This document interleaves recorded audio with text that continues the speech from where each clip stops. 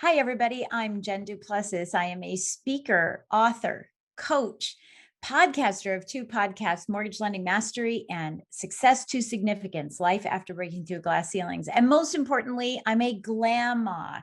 Join us on the Jessie T Show.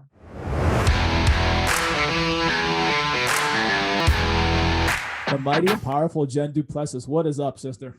Hey there. It's so good to see you again. We just saw each other last week. I feel like we How did exciting. this just a couple days ago. Yeah. Yeah. This time exciting. you're on this show. Last week I was on yours, and it was a great conversation. And just want to be able to highlight you and what you're doing. So if you could just give us a little context on who you are, what you do, and what brought you to today. Well, thank you. Thank you so much for asking. My story all begins with Jenny who ain't got a penny, and we'll talk about that today. That's really what my story is all about. But my mission is to help people live their legacy while they're building their legacy, to really enjoy life while they're so ingrained in taking care of their business and really create a beautiful life around, or a business around their life rather than the life around their business, which is so often the case. So that's really what I'm all about, is just sharing that, because I've been so blessed to be able to have that life myself, but it wasn't always that way. Let's go back to Jenny, who didn't have a penny. Tell us about that. Yeah. So, my father, John, was an alcoholic. My mother, Ginger, was a verbal abuser. And I had an uncle who I loved, which by the way, today, as we're recording this, it's his birthday. It's his 88th birthday. So we do still have a good relationship, but he told me one day, Jenny, you're not going to be worth anything. You're going to be just like your parents. You're going to be poor. You're going to be an alcoholic, you're going to smoke, you're going to be a verbal abuser, all of those words. And, all of us cousins, I'm one of 36, and all of us cousins had these nicknames. Mine just happened to be Jenny who ain't got a penny. And really, for me, I didn't think much of it. I carried a penny around in my shoe to show him that I had a penny, because I thought it was a joke. And I was getting attention. So that was great, because I wasn't getting it from my parents. And, but I had a very pinnacle day one time when my father had a gun to my mother's head. I walked into the house. I heard the fighting. I could see through, as I walked through, that she was sitting there with her cigarette in her hand and her bathrobe. And she was heavy set and shaking. And I just didn't want to hear it. And so I ran out. I didn't know what else to do. And I ran into the cornfield of my grandparents' home next door. And in that moment, I said, things have to change. It just has to change. So the rest of my life was a life of proving. I was going to prove to everybody I wasn't going to be that. And I excelled in everything possible to prove that I wasn't going to be that. And then one day I decided it was enough. And we can talk about that in a moment. But that's what really propelled me. And that was the pinnacle moment that Jenny who ain't got a penny was going to prove that I could have pennies, that I could be better than what my parents were going to be or were at that time. This is it's powerful, because it gave you a foundation on which to build from in a place of scarcity, in a place of abuse, a place of trauma. You were able to take that, what was a negative comment saying Jenny without a penny, get some, attention at the very least, maybe that you weren't getting in the home front, and kind of try to turn it into a playful thing. But obviously it put a chip on your shoulder. Obviously it was, I'll show you. I will build this beautiful life. I will not be Jenny without a penny. I'll have all the pennies, and then do something good with it. And so, when was that knowing for you? Like, when did you make that decision early on in your life? And then was it through school and sports and career? Like, how did you start weaving that into your life? Yeah. Well, I was about 9 when this happened. I was about 9 years old. It's funny. I was giggling about a couple of things, and I want to answer your question, but I was giggling about a couple of things because you had said, I'm going to show you, and that's the name of my new television show and a book that I'm writing called Tell Me I Can't, and I'll show you how I can. Right. And it's just called Tell Me I Can. So it really did become a sort of my life mission of, that's okay. You can tell me I can't, because I've learned how to show you something different. And we're going to explore that on the TV show and in the book and stuff. The other thing is, we all know the stories. We've all read them in some type of book or heard them somewhere of, the two brothers that had had, the same $1,000 and what they did with their money. It's the same thing in my family. My brother is 12 and a half years my junior. They just didn't have kids in between. And his path with the same background, completely different than my path. Completely. His is not good. And for me, I think as a daughter of an alcoholic, one of the things that people will understand who are around alcoholism is that we always think it's our fault. And so if I can be perfect, if I can clean the house perfect, if I can speak perfectly, if I can look perfect, if I can do everything perfect, maybe he won't drink.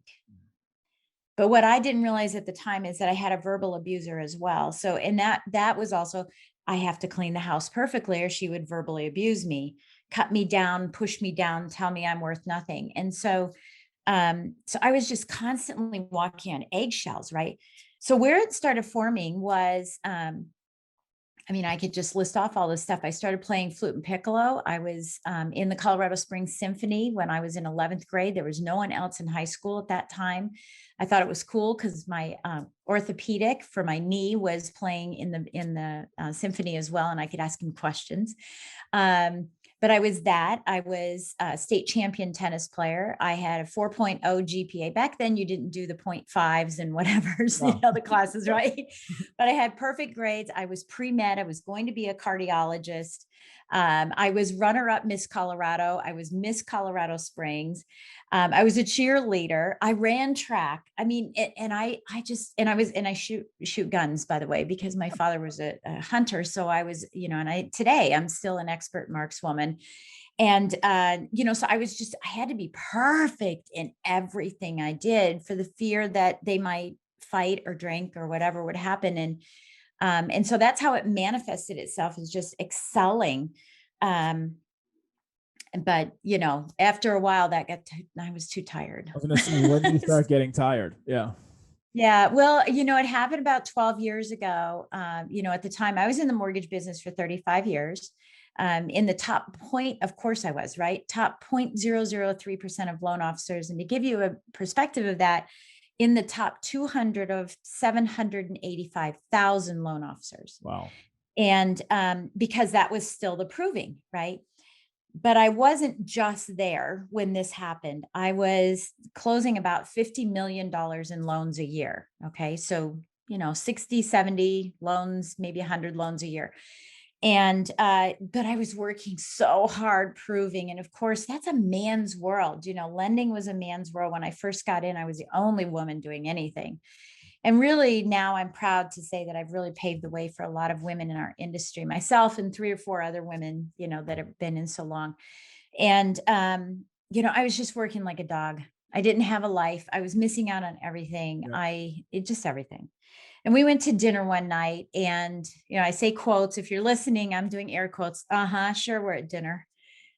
And of course the phone rings and I say to my family, oh, my client needs me. I've got to go take this. So I go outside and I walk what I call the concrete balance beam.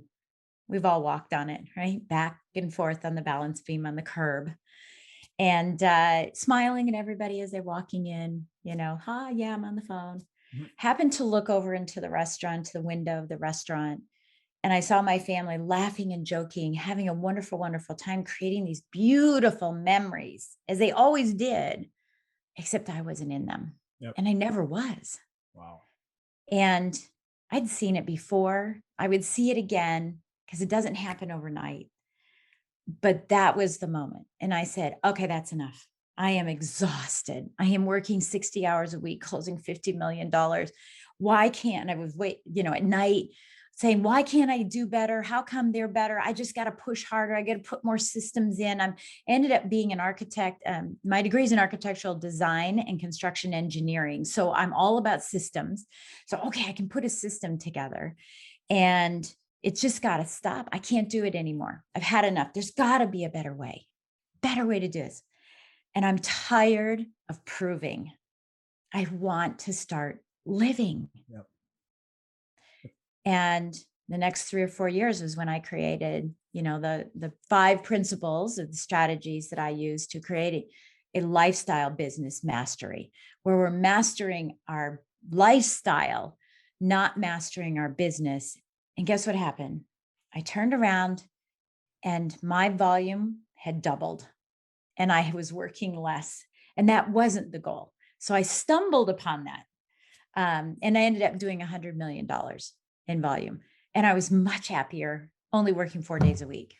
It's like Tim Ferriss's ideology of the 4-hour work week, where you put systems, processes, and lifestyle in place, and Yeah. like you're carving this business around you doing life and having those moments and being able to travel and being able to have the experiences with the family and be able to have Yeah. some peace of mind and not being burnt out. So talk about the 5 principles and what they mean to you and how you deploy them in your life, or even just how they are Yeah. in the book.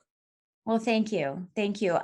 Yeah. So, the basic 5, principles for lifestyle business mastery are: 1, clarity.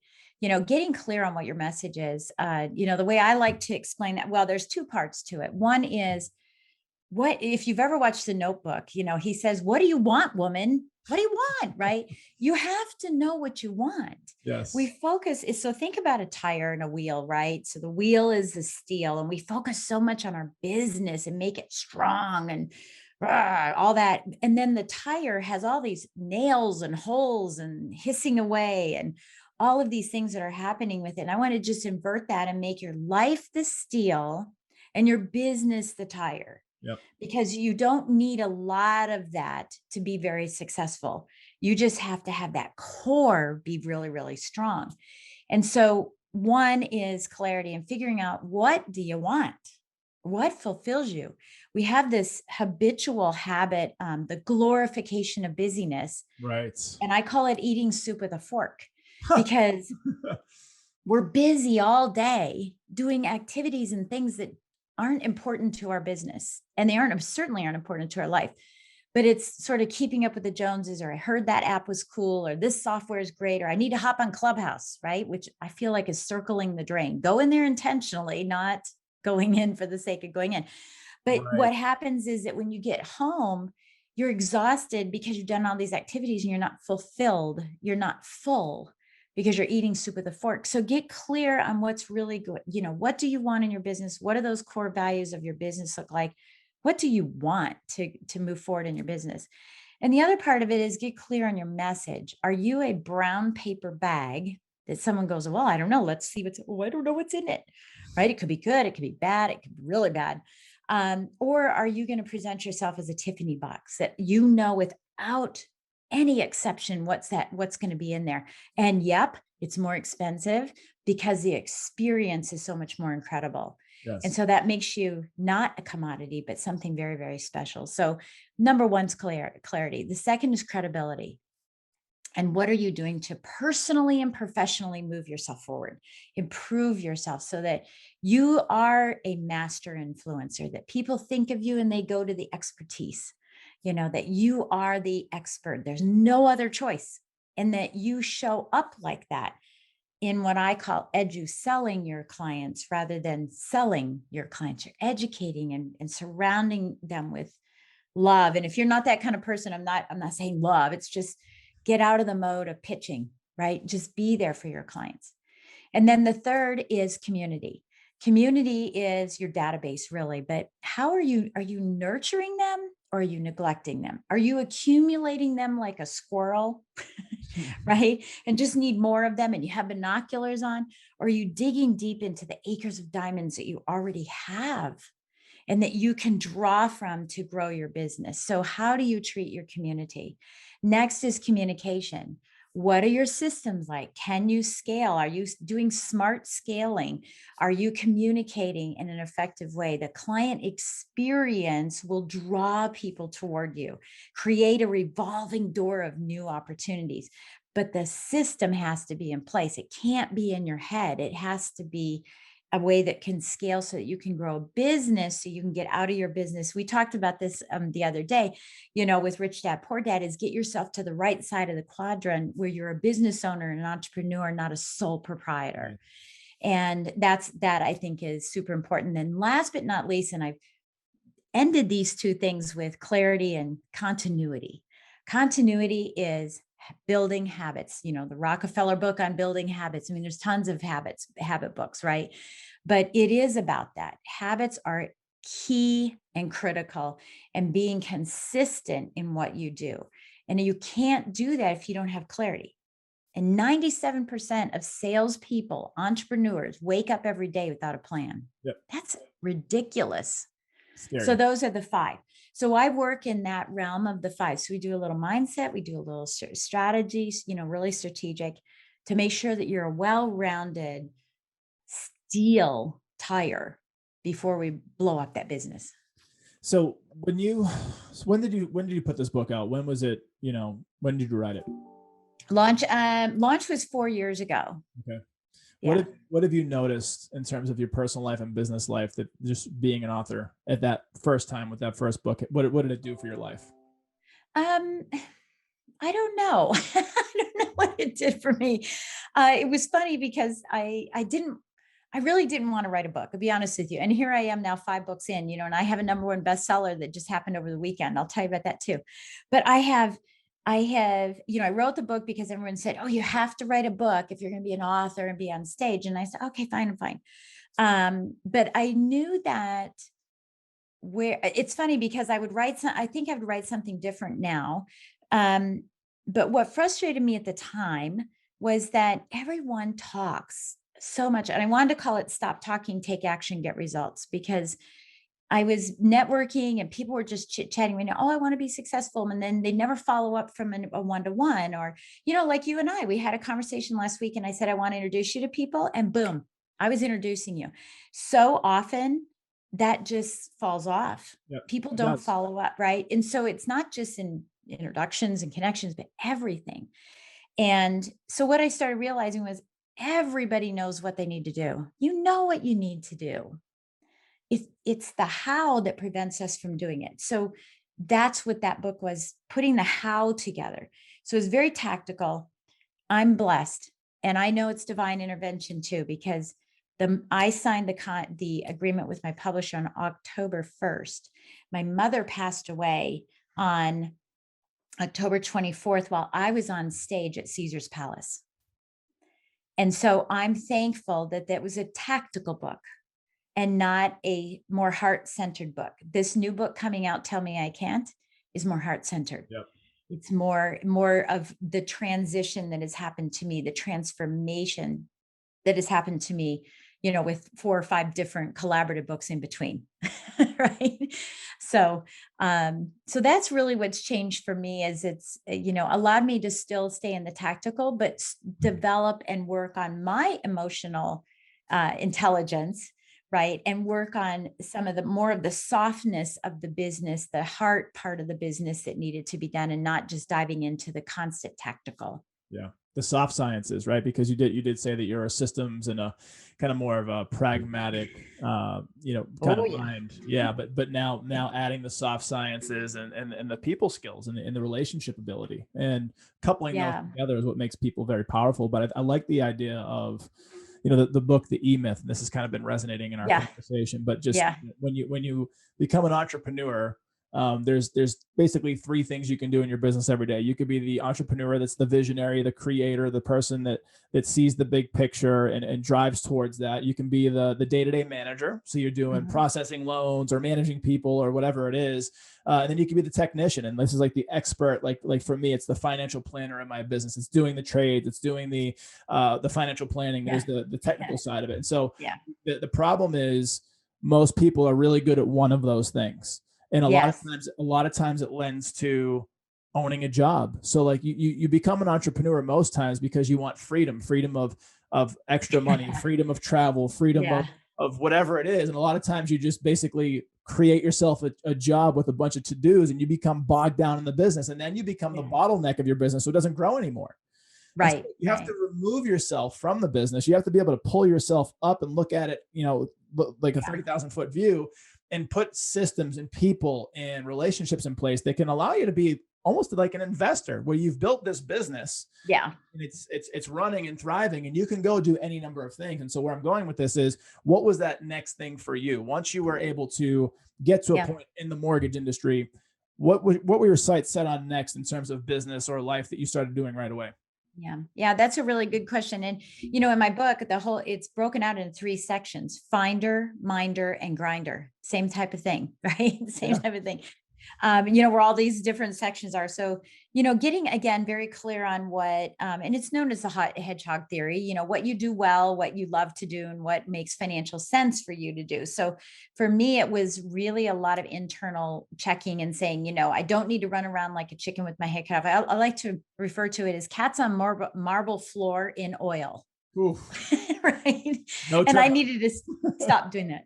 I needed to stop doing that. And so I started saying, how can I delegate? How can I let go? Really is an ego thing. It's a chip on your shoulder that Yep. is, they want me. My clients want me. My referral partners want me. And nobody can do it like me. And I'm perfect at it. But the thing is, as you continue to grow and expand your volume, that law of diminishing returns starts happening. If you could do something with one client, you can't do that same thing with 20 clients. Not And scalable. but we still think that we're doing it perfectly. And so hiring someone who does it 50% is much better than me doing it 30%, because I'm that bottleneck that you said. So we have to be aware of where that threshold is. Has it been dialed down, and it just in our mind we think we're perfect and we're really not? And you'll know because you'll have those moments where you forget about clients, where you forget to call, where you wake up in the middle of the night and go, those are things that things are going, starting to go down, and you need to start hiring somebody, some lead indicators for you. And that was what I had to do. And I think that if you build the system, people will come to that. I'm not talking about build it and they'll come, but if you build this system, people will come. They don't care about you.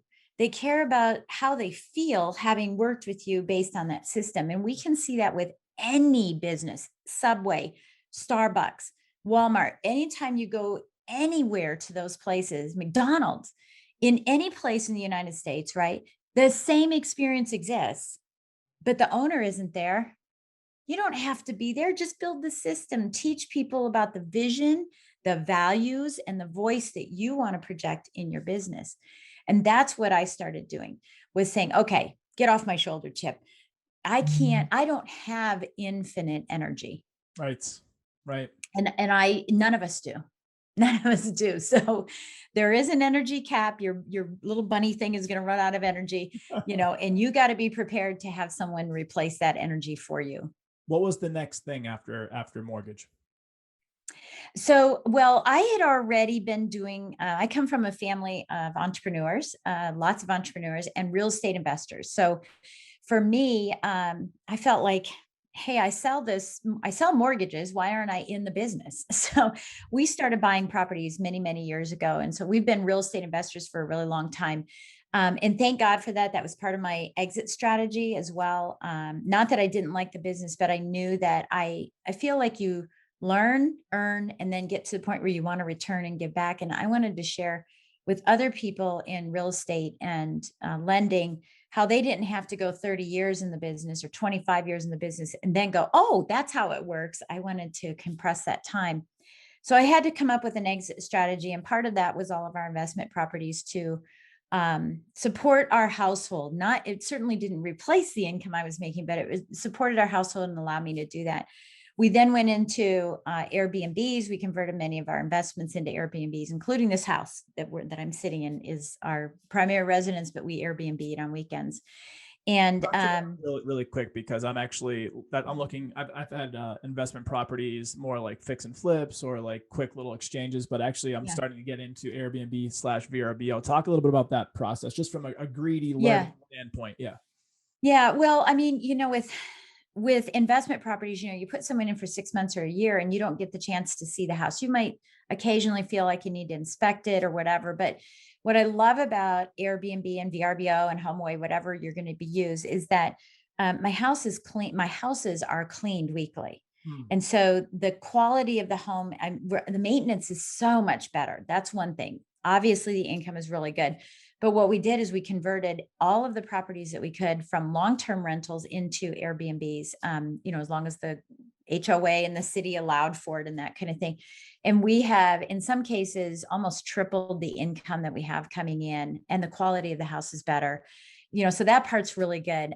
It's kind of cool because, we'll just say, hey, should we open up the house this weekend and make another $1,500 so that we can go on vacation or go away for the next weekend or whatever.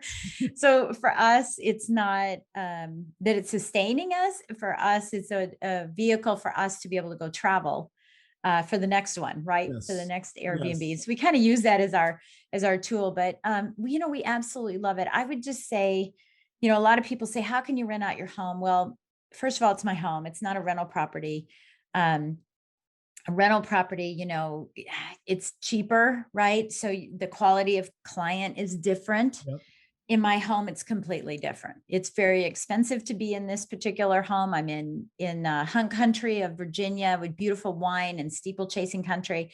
This is where weddings are done at vineyards and beautiful places. And so we have families here. So I'm very cautious about what I did in my private home versus that. But, we're actually looking at the new, I can't think of the name of it, for cars. Now there's an Airbnb for cars. And so we're actually looking at that as well. So that if someone wants to be here and they don't want to just, take a taxi here, which you can't really do because I'm on 21 acres, but, but they could also rent a car here too. And so if they have weddings, we could say, hey, yeah, you can rent the car for the weekend. So you have it and you can go do whatever you want. So we're actually talking about kind of manifesting that here as well. That's beautiful. So hopefully that answers that question on that. Yeah. Yeah. And so talk about your specific situation with this is your primary residence. Do you have, another property on the residence, or is it your specific like daily live in home where you're traveling and people come in? How does it work? Yeah. I mean, it's my house. This is my house. Because it's now Airbnb, it's funny. We started taking down photos of our family. I will tell you this little secret. We started taking down photos because I know when I go to Airbnbs, there's no personal photos. It's like a hotel, right? Yeah. We started taking down photos and I found that people didn't respect our house as much as if I left the photos up to remind them, this is my home. This is not a rental car. You know how we all go, oh, it's a rental car. Who cares? We went over a bump, this is my private home. This is my personal home. But we have a 4-bedroom, 2-master suite, 1 master, which is back there. Our master is on the first floor. And but we sleep 12. So we can do 2, 2, 2, 2. And then we have some air mattresses and stuff in a finished basement. So we sleep 12. Because I have grandkids, we have play area for the kids, which is really cool. So what we do, just like any ocean property that you've ever been to, if you've ever been in the ocean, there's an owner's closet, right? We have owner's closets all over the house where things are locked up. Yep. For me personally, we clean out the refrigerator and the freezer, but not the condiments. We do not clean out the condiments in our cabinets and stuff. And I have made a little poem that I can't remember the name, what it says, but it's basically, if you use the last thing, give it, make sure you go buy it for the next guest. Right.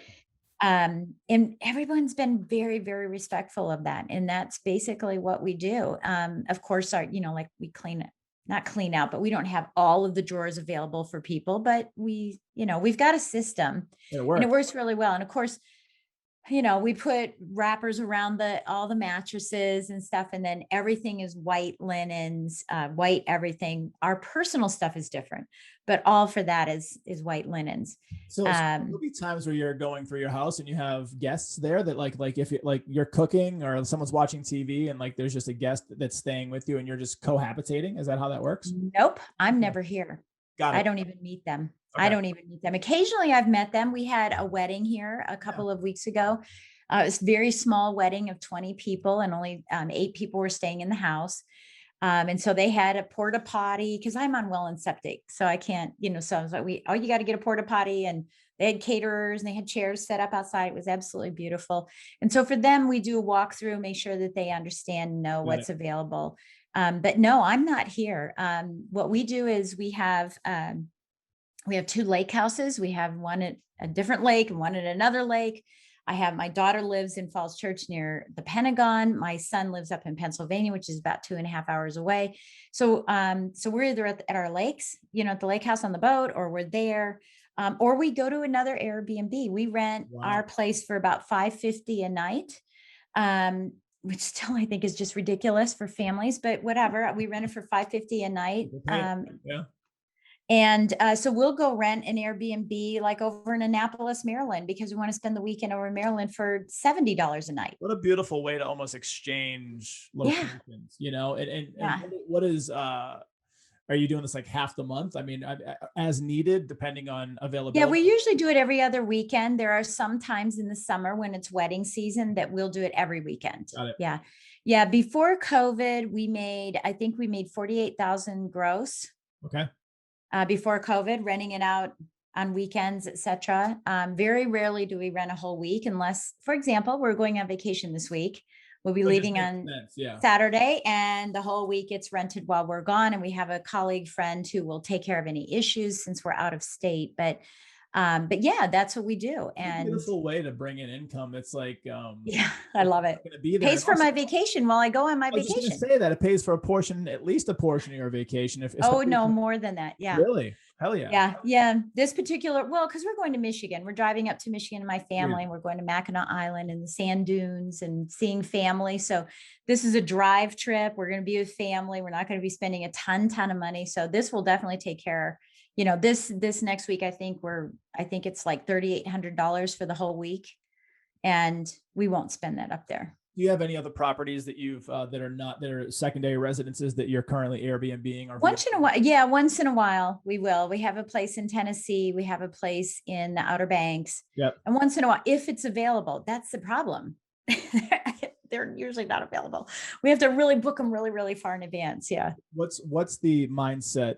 Because I have a philosophy in terms of I'm not huge in carrying debt personally, but I don't have debt. People are different. Some people Yeah. leverage debt, and some people utilize it. What are your thoughts on, if I were to go get, like, let's say a beach house, right? And it's something that I want to Airbnb or VRBO personally, but I also want to go there maybe a month at a time and go down there and just enjoy life. Right. Would you say buy it outright? Would you say get a mortgage? Like, how would you? Oh, I would totally say leverage it. Yeah. Yeah. Totally leverage it, because then you can buy 3 of them instead of paying cash for one. Right. Putting down a deposit on whether it's 3.5% or 20%, that range, putting the money down and then having a mortgage on the rest. Yeah, that's it. Yeah, that's absolutely. We haven't made our mortgage payment in about 4 or 5 years now, because this place pays for it. And for all of the houses, it was that way. Before we Airbnb them, most of them we had already leveraged. Not all of them, because our strategy is reverse snowball strategy. It's stepping, and then we just pay off the properties. So we've got a lot of equity in a bunch of properties, and so the cash flow is really good. So we're good there. But on those properties that we did have mortgages, we made sure we had the right mortgage, the right time before we converted them, got as much equity out as we could so we could buy another property. I just closed on a $9,400 house in Thayer, Illinois, just Wednesday before I left out of town. What? Yeah. A $10,000 house? Yeah. Yeah. It was foreclosure, 2-bedroom, 1 bath, $9,400. Yeah.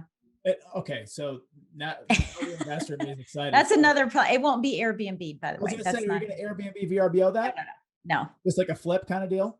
It's not even a flip. It's buy and hold. I'm paying cash for it. The value, we're probably going to sell it for around 48,000. Like if you were looking at an after repair value, the whole neighborhood is around 115 to 125, but I'm not doing that. I'm buying it as is. I'm not touching anything except for the locks.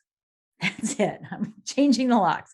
I'm not touching anything, and I will sell it to a family that in the neighborhood, in the area, the rents are 700. I think I've got a couple of these, so I'm trying to remember. 700 or 770 a month for rent. So what we're doing is we're offering owner financing at 650 a month. Okay. Okay. So it's less than the rent. Yep. 2,000 down, which is your deposit, your security deposit on the 770, right? 2,000 down for 10 years. So you solve for interest, Gotcha. right? Yep. Right. So this person who would normally not qualify, who would normally rent, would have this dream of having ownership. Wow. Right. And I'm holding the note. So I will make about 68,000. So I'll have a $20,000 gain on the interest and stuff. So I'll make about 68,000. That's 94. So well, we have an IRR of 38, I think is what it is, 38%, something like that. And if they don't pay, I foreclose on them and I do it all over again. And in the meantime, You're the bank. they were in the house doing the improvements. Unbelievable. So, Yeah. so now my question goes to availability, right? And you know this world very well, and I know this world decently well in terms of like specifically in this market in Atlanta, Georgia. You know, inventory is low, prices are up. Yeah. It's just the way it is, and for the most part, a lot around the country is kind of like this too. How are these deals still existing? How have investors not come in and scooped them all up? Well, first of all, I belong to, it's called a buyers club. Yep, like a I belong to a syndication kind of club deal. and excuse me? Is it like syndication a little bit, where you have a group of investors and you could either do personal or commercial kind of properties, and you go in. No, it's not that. There's 100 of us who Okay. can buy properties. So what happens is the gentleman who owns it is a VIP auctioneer. He actually, these are pre-auction. So a list comes to him, believe it or not, 10 to 15,000 properties a week that are on the banks of the books still. I mean, the books of the bank. Yeah, yeah. Still, they're on their balance sheet still. And watch out, because they're going to be coming as soon as all of the I just had a brain fade on the word, forbearance will be lifted. Yes. As soon as the forbearance is going to be lifted, watch out, because we're going to have more of them. But what happens is, so if you think about, the bank has it on their books, on their P&L, and someone, insurance company says you got to get some off there. Yep. And so they take it to auction. He's in between. So he looks at all these properties, makes a decision to buy it with a LLC that he creates specifically for that property. Sure. Then he makes $3,000 on every deal. And he's gets So imagine how tens of much he got that thousands. one for. Right. He's like, I just make flat 3. Just give me 3. Boom, 3. Easy. He makes the decision, runs the numbers. He buys the property because he knows I will buy the property. He said, the reason he put this buyers club together is because he doesn't have all the cash in the world to buy everything that comes across his table. Sure. So, so he, so he makes his $3,000. And what he does is emails us, 2-3 times a week. Here's a list of properties that are available. We go in and do our own research, our own look. And, the deal of the century happens every week. In fact, what happened with this particular one is that I was prepared to buy something for around 21, 22. This one came in, I gobbled it up instantly. 3 days later, another deal came in at 21, 22. And I was like, ah. And so I called my daughter and I said, do you want to go in on this? She's like, yeah, let's do it. So we both went in on another one. Right. Oh, yeah. With this cash flow, of $600-700 a month. So, I can buy and hold properties and have that line in the sand for $250 a month, which is ridiculous, or hope you have positive cash flow. Oof. Right. Wow. And put down 20%, or I can, just pay cash and get my money back. So my timeline on this one for breaking even will be 18 months. Okay. What a great strategy, and just another way to not trade time for money. Like, you've built up some assets, you can spread money around, and once you know what you're doing and have the contact, which is really one of the biggest things, is the relationships. And so, yes, you're prepared with the funds, but you're also prepared with the friends, and you put them together and it's like, here we go. Oh, I love that. Friends and funds. Yeah, I love that. And, because I see when I left lending as a licensed lender, I was already in one of the niches that I had, specialties that I had in the industry was investment properties, because I needed to find financing for that. So I actually do financing all over the United States for investment properties only. So it doesn't require an NMLS license. So I do commercial, I do single family, I do buy and holds, fix and flips, all of that type of financing as well. So I'm still ingrained in that world. And so if I ever need those friends or funds, I could reach out to them. But I'm so fortunate that my children are now in this world too. So we just are moving money back and forth all the time on deals that everybody finds. It's like your own little Rockefellers, it's like, we're trying. We are trying. Yeah. Were they attracted to this business, or this, like, even just think about your overall, the things that you do in your family, were they attracted to this lifestyle, like, just holistically, or was it like, did it take them some time, and how did they get into it? How did they get into the family business, if you will? The lifestyle wasn't a choice, because we're kind of workaholics. I mean, we believe in work ethic, and so they didn't get anything handed to them. They had to work, right, for those things, even though they didn't have to. That was part of it. But growing up as an entrepreneur, they see that mentality is different, as with Rich Dad Poor Dad. That mentality is just so different. My uncles were and still are. They own casinos, they own apartment buildings, they own golf courses. my parents, even though they went through all their issues and stuff, owned property. Their little story is they would buy 5 acres in Colorado. My dad would go down and bid on a single wide trailer and have it dragged up because he was a general A contractor. Have it dragged up, do the well and septic, maybe put it on a permanent foundation, do some improvements, and then they would rent it out. Yeah. And they would rent it out for $500 a month, no matter what, 500 a month. And if they stayed for 5 years, they would offer a land contractor owner financing. So when they passed away, I got all of these properties with financing sitting on them. So I already learned that. I learned, when I was younger, we would clean the apartments after they're in a college town. So we would clean the apartments. So I think that just that work ethic was ingrained in the kids. My son got into mortgages for a hair of a second, 7 years. He's now an Inc. 500 owner. He owns a Inc. 500 company. And but he got into mortgages to understand that piece of it. And now he's, he bought an investment property for 1.2 million on the ocean. Yeah. Gorgeous. And I think he's been there once. No. Right. But he bought an investment property. Yeah. And now with the market, I think the house is a little over 2.4 or something. And then my daughter did the same thing. She's doing and has done the same thing. And they're 34 or 35 and 33. And, I think it just got ingrained in them, this whole entrepreneur concept. And it's funny because they both married people that were, and I don't mean any ill, because if you haven't read the book, Rich Dad, Poor Dad, you don't understand this, but they both came from poor dad families. Yes. They're not poor. They came from poor dad families. Her family, all teachers. Yeah. His family, attorneys, right? And so they have their job. And they just think that we're crazy because we've got all this flipping stuff going on, and, but now the kids, they're all over it. How do we do it? How do we do more? How do we do this? Whole life, like investing in whole life and understanding how to use your money to your benefit. It's incredible. There's so many ways to do it. It's just a matter of what you're adept at, what you're interested in, and what you can, figure out and learn. And, obviously we know a lot of the same people, but do you know Sharon Lechter? Of course, she's a dear friend. In fact, I was at her ranch 2 months ago. I'm going to see her in about 3 days. A lot of what you're saying bleeds out into kind of what's going on in your life in terms of just buying assets. Of course. She obviously was involved in Rich Dad, Poor Dad and all this different stuff. And so she actually wrote it. I know. So it's like, everybody thinks Robert did, but he didn't write it. She wrote it. Yeah.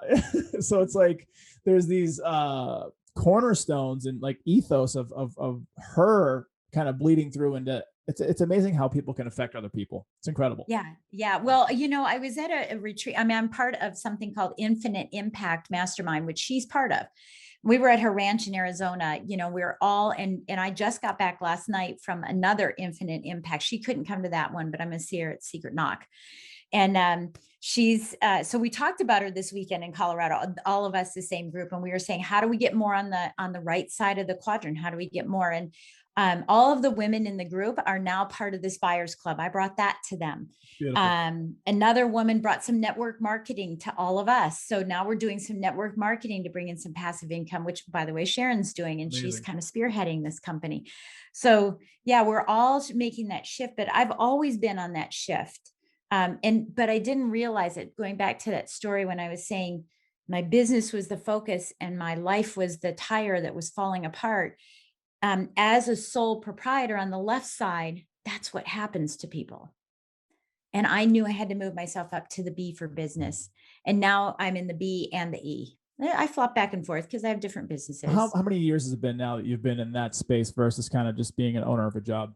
Yeah, well, I would say that's like, 10, 12 years ago that I made that switch, around 2011, 2012. I made that switch. And, but as far as investments, we've owned investments since we got married. We just had our wedding anniversary last week, $38,000. Oh my God, this is how I speak. All right. 38 years. Yeah. On Friday, we've been married 38 years. We're high school sweethearts, and we bought our first house when we were 19. We still have it. Beautiful. That's not a story you really hear very often. No. Either one, 38 years or the house that you had when you were 19. Yeah, that we bought for $45,000. Yeah. And it's Life now is worth like so different. 120. It's so funny after Yeah. all that time, you think it'd be worth more, but yeah. So no, we've always kind of done that. But again, because I come from that family, my dad was a architect construction guy. My mom owned a florist. She was a florist. She owned a flower shop. So, and I saw it from my uncles. Gosh, when I was little, I used to be carrying flats of flowers. That's what we did because we had a sort of a garden center that my family owned, my uncles and stuff. My uncles also owned a carpet cleaning business in the old days with those boxes of carpet cleaning. And I would go with them and I'd sit on that little, they clean commercial buildings too. Yeah. And it's not like we think now, but they clean these commercial buildings, that little polishing thing that spins. I used to Yeah. sit on Yeah. it at night and help them clean those places. Wow.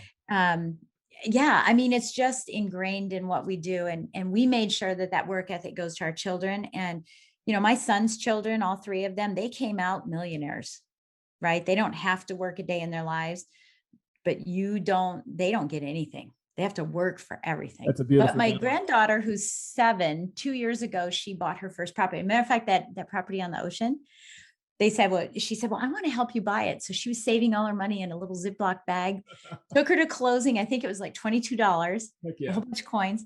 They had her sign a piece of paper to make her think, and you should have seen her sitting there going, and so now when they receive the income, she gets a little portion and it goes in a bank account.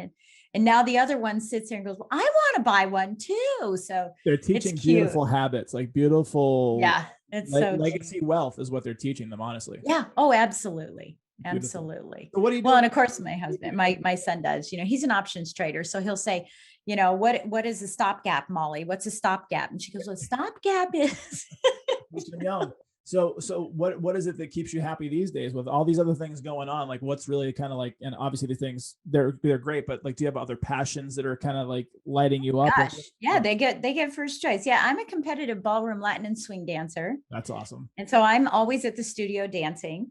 And as I mentioned, I'm a competitive, a markswoman. So I shoot, and that's why we're on 21 acres. So I can shoot anytime I feel like it to practice. Nice. Like what's your gun of choice?